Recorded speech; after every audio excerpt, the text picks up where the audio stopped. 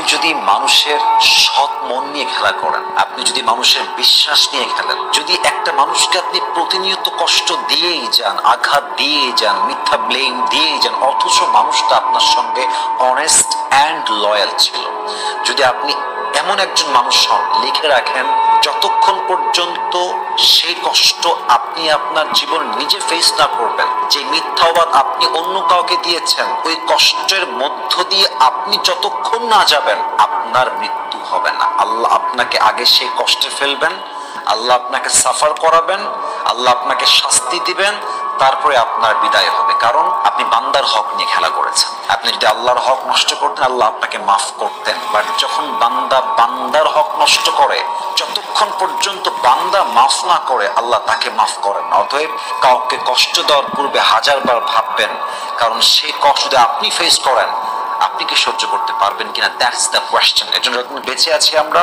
কখনো কোনো অনেস্ট কিংবা লয়াল মানুষকে আমরা কষ্ট দিব না, ইনশাআল্লাহ।